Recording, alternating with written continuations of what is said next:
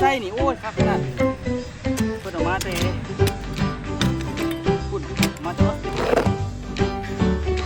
ผสมประมาณก็10รอบนะเพราะว่ามีศพเหลืองก่อน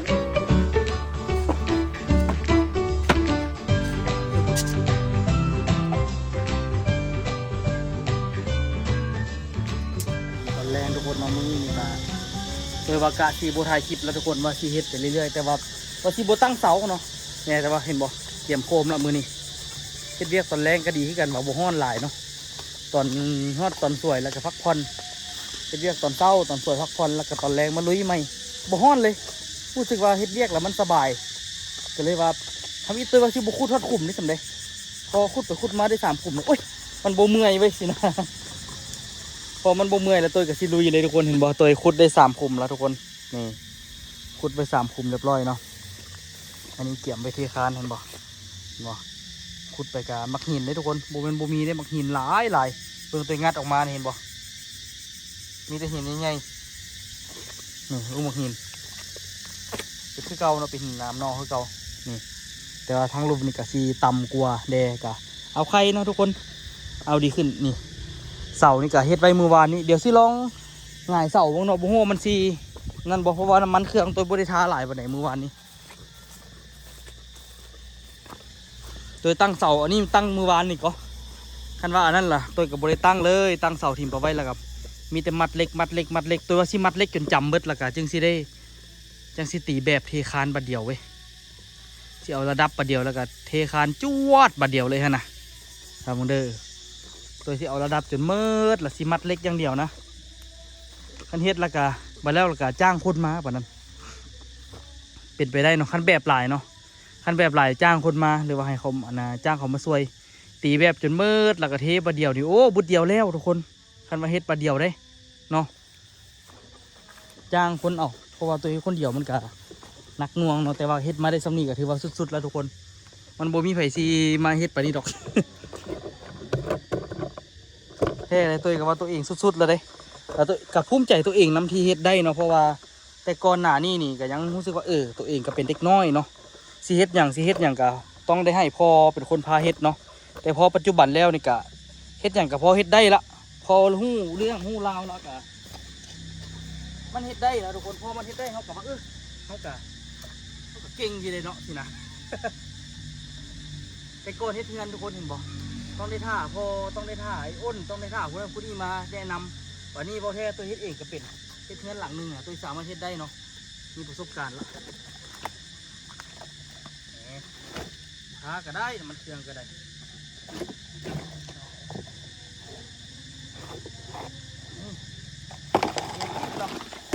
มื้อหน้านี่ตัวสีอันนั้นก่อน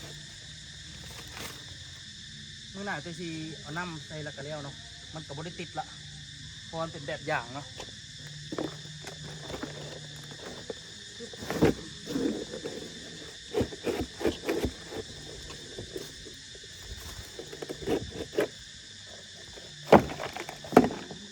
นี่ก็อาจจะได้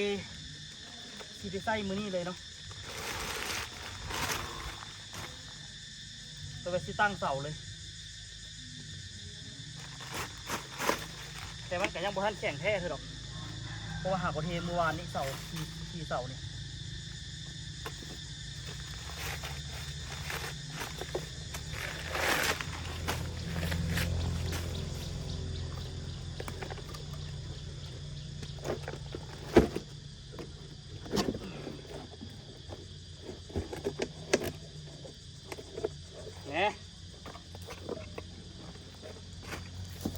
เรื่องเนาะ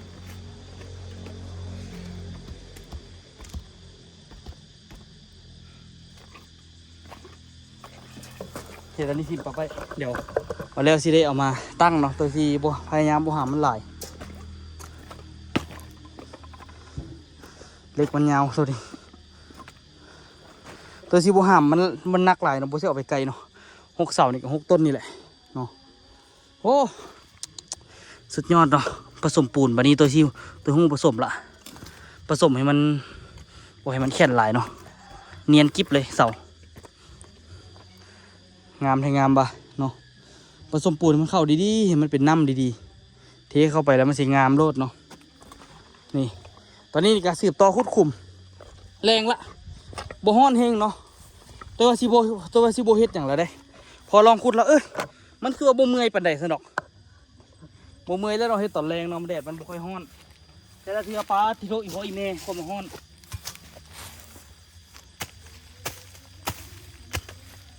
งัดเลยซะเนาะ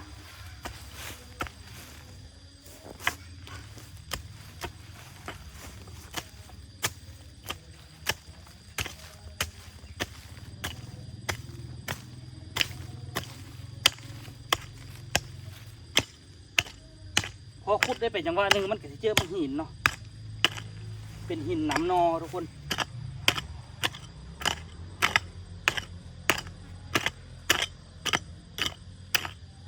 แต่ก็ยังดีกว่าฟากนั้นขุดบ่ได้เลยนี่หลังจากนั้นก็ค่อยๆเสียมเซาะปะนั้น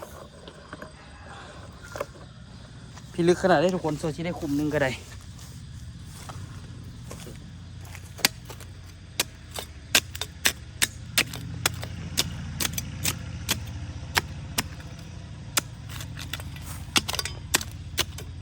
อันนะถุงมือพอประสงค์ให้นี่จะใส่คักแต่ก่อนตัวใส่ถุงมือเป็นผ้าเนาะใส่ตัวเป็นผ้ามันบ่ค่อยคักปะเนี่ยมันแป๊บเดียวมันก็เก่าแล้วมันก็ขาดนะอันนี้ใส่นี่โอ้ยคักขนาดเพิ่นออกมาแต่ปุ่นมาจากออสเตรเลียคนเอามาให้แต่น่าจะเป็นโอ้เป็นของเพื่อนพุ่นแหละเนาะใส่คักของมือนี่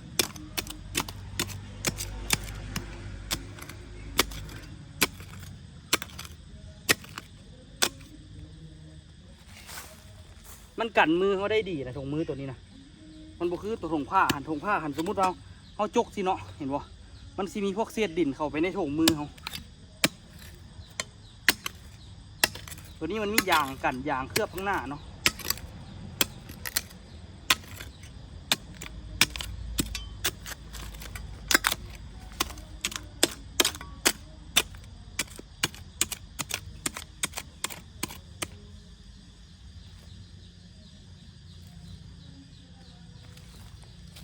ใช้งานได้แท้อันนี้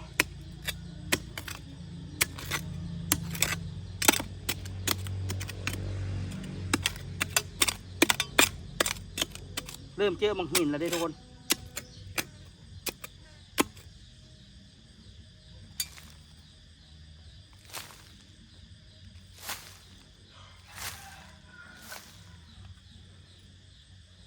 แต่ว่าสิเทคานเนี่ยมันลงตั้มแสดงว่าต้องได้ฝั่งขาเสาค่อนข้างวันลึกเนาะป่าไว้สิบุให้ฝั่งเสาตื้นคือเก่าละแต่ว่าเจอบางหินนี่ก็อยากย้อมกันเลย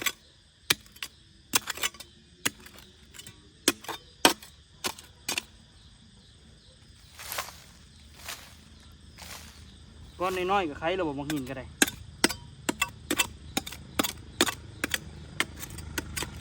พอยอมได้ทำนี่แหละอันนี้พอมันหินมันออกบ่ได้เนาะเดี๋ยวปอนวัดลองทุบเบิ่ง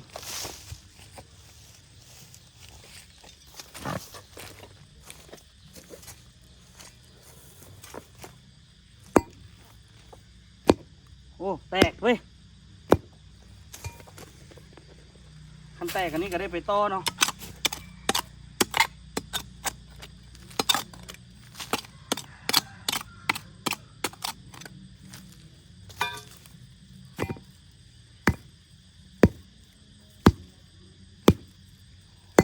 นี่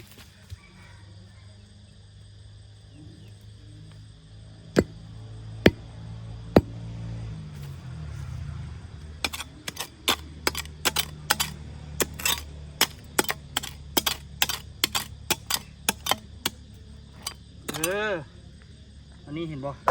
คณะทุบแล้วมันแตกเขาก็ได้ขุดลงอีก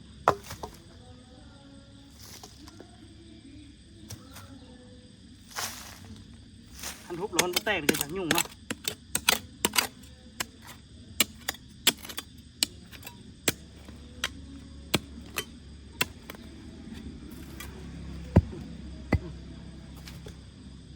มันหินอันนี้มันคุกทุกคนเขาทุบไปนึงมันก็แตกละ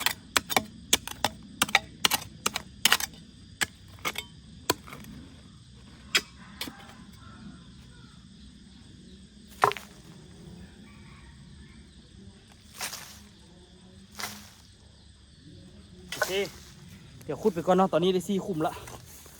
ยังเหลืออีก9 ขุมเนาะ1 2 3 4 5 6ยัง6 ขุมวะ7 8 9 10เอ้าแมนอยู่วะ1 2 3 4 5 6 7 8 9 10เขาคือมีแต่10 ขุมวะตัวไล่พิษไปนี่ทุกคนเสามีจากเสาปะนี่ไล่พิษวะ3 4 5 6 7 8 9 10 11เอามีเอา12พุ่นนะ3 4 5 6 7 8 9 10 11 12พุ่นนะมีเอา12เสาเหลือๆทุกคนโอ้เพราะว่าตัวไล่ใส่แจ่นั่นดิทุกคนตัวไล่ใส่แจ่เสาหันนำพอสิเอาออกไปนอกคันน่ะจะได้ก็คือสิฝั่งเลยเนาะไปแต่ว่าทางนอกคันคือสิบ่ได้นั่นเท่าหรอกเวลาจึงฝั่งข้างนอกคะแนนเพชรทางในนี่มันแล้วเนาะเดี๋ยวตัวขุดคุมไปก่อนตอนนี้นี่โดยว่าสิฝั่งเสาแล้วทุกคนเนาะก็คือได้เสาทำอิฐมาละตัวนี้คือขุดคุมแล้วตัวสภาพโอเคเลยไปถึกอย่างตัวไหนบ่ฮู้เรื่องเลยฮู้แต่แสบๆอาจจะถึกน้ำมันนะน้ำมันนั่นแหละถึกตัวไหนบ่ฮู้เลยนะตัวอีกทีนึงแสบๆชุบ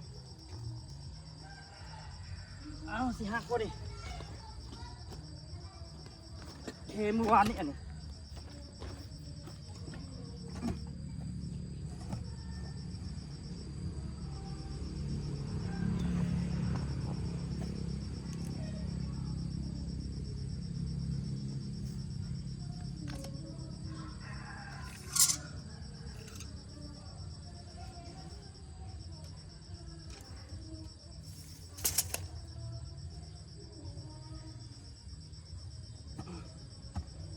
นี่พี่แหละเดี๋ยว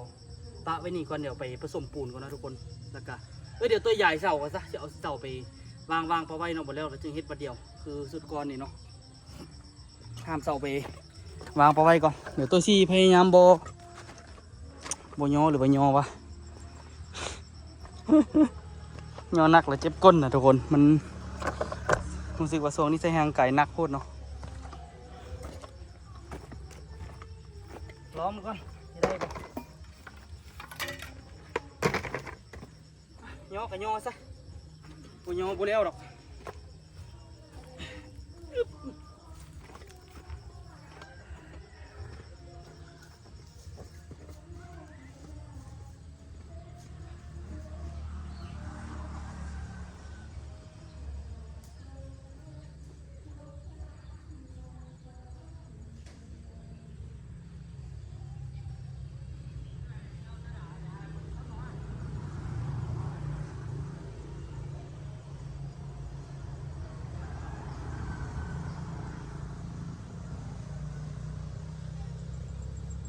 นี่คือเอาเสาทางมืดไปใหญ่มาไว้ก่อนเนาะเอาเสาทางมืดมาวางมาไว้แล้วก็หรือว่าเอาตัวนี้ซะตัวที่ผสมปูนหรือที่มาปูนหรือจึงวางเสาเนาะมันจึงสีได้มีเวลามาปูนไปในโตเนาะเดี๋ยวผสมปูนก่อนร้อยนะคนทรายมาเรียบร้อยเนาะมีแต่ปูนใส่โอ้ยกทีแล้วทุกคนเนี่ย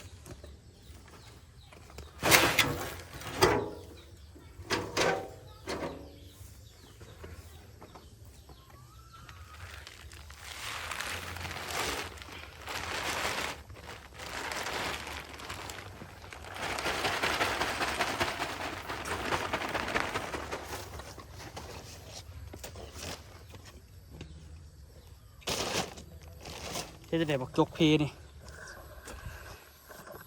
น้ำจกกับพ่อตายเนาะแต่ละอัน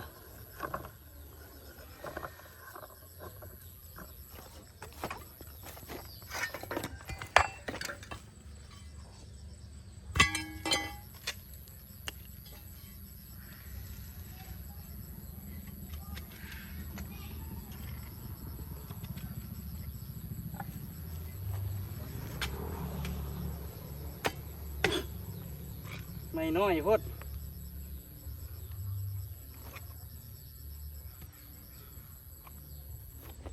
ยามันก่อนเนาะใส่ไปก่อน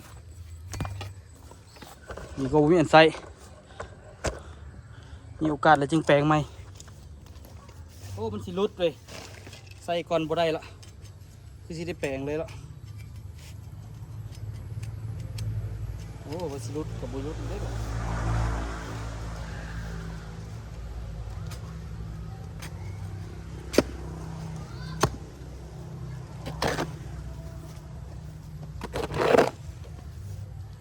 ผสมประมาณเกือบ10 รอบนะเพราะว่ามันมีสอบเหลือเมื่อวานนี้ถึงบ่เต็มก็เกือบเต็มแหละ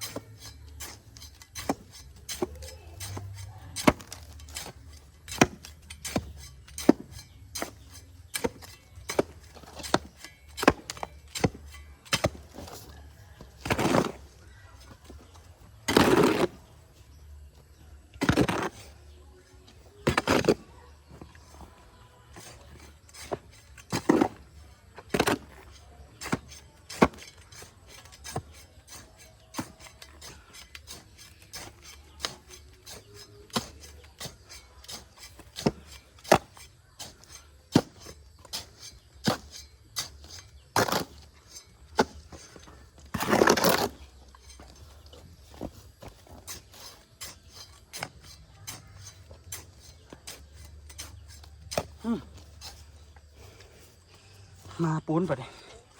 น้ำใสโอ้เมื่อยจะลอย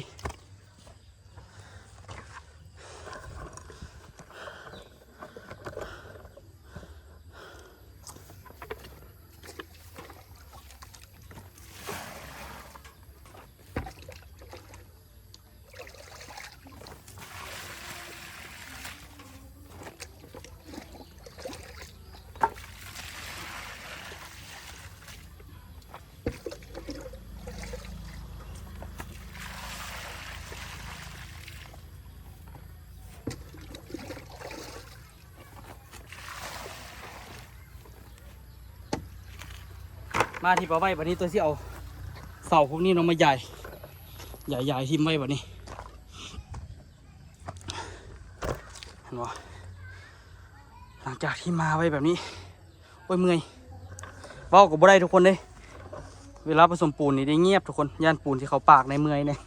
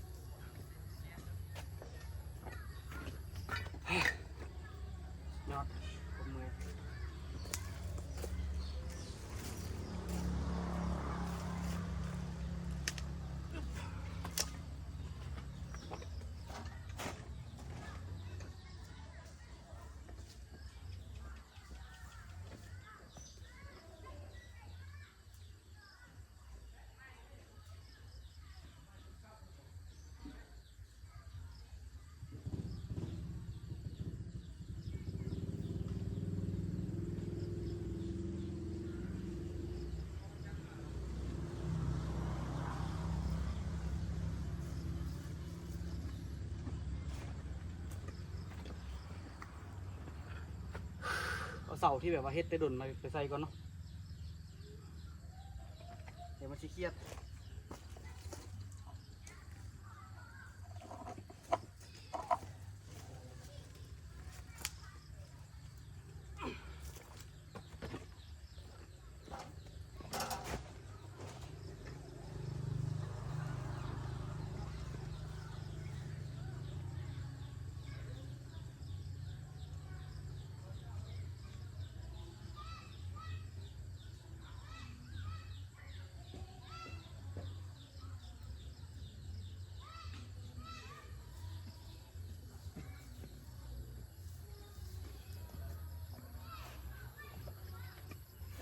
ไกลเข่าได้ป่ะนี่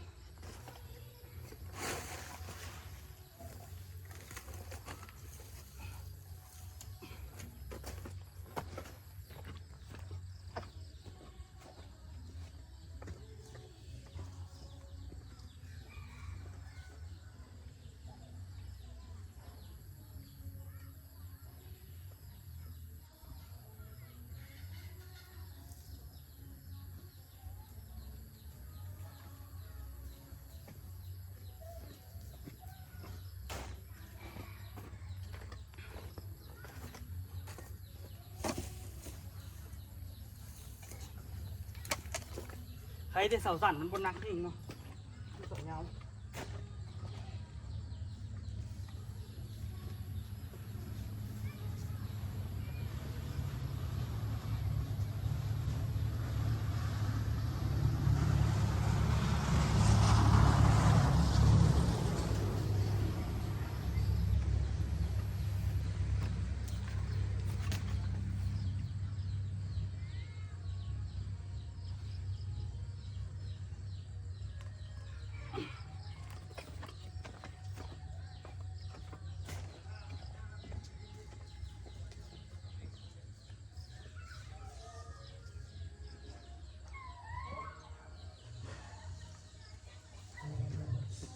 เสาตัวเฮ็ดไม่ต้องได้วางค่อยๆมันสิแตกเนาะ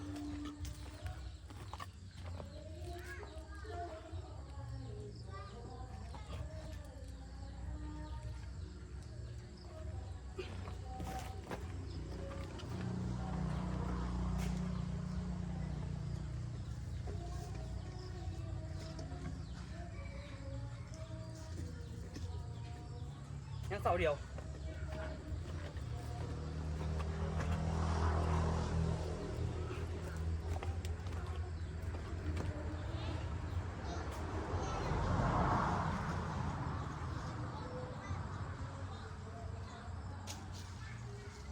ได้เวลาผสมปูนมาดิผสมปูนแล้วก็มัดเสือกแทกปะนี่จะเอาหินก่อนได้แล้วทุกคนเติมปูนก่อน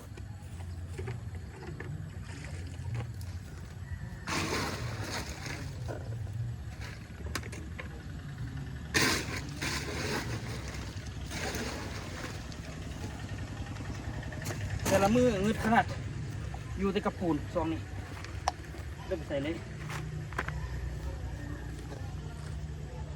เสาแรกๆนี่ต้องละเอียดนิดนึงเนาะ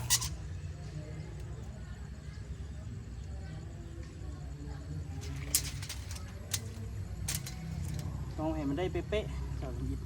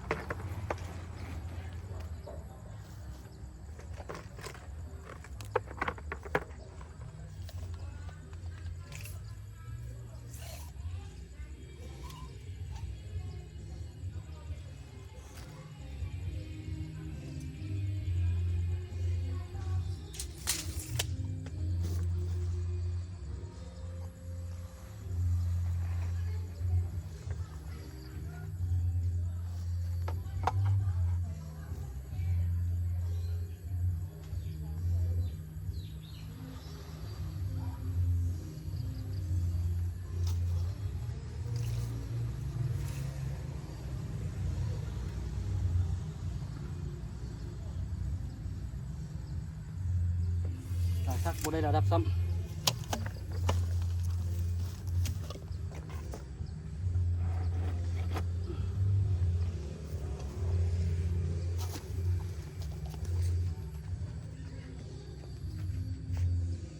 ใกล้ๆปูมาละ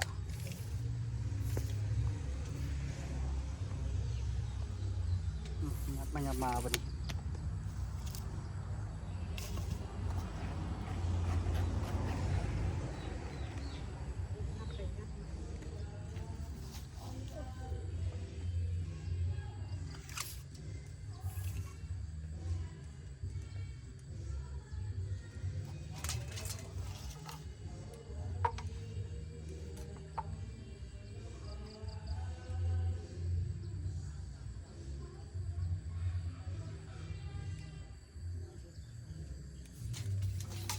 ได้แล้ว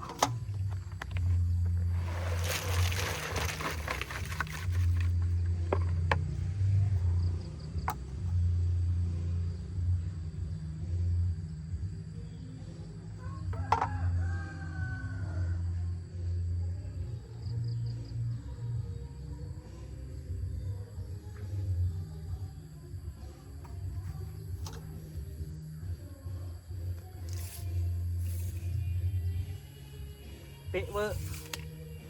เดี๋ยวปุ่นมาใส่อีก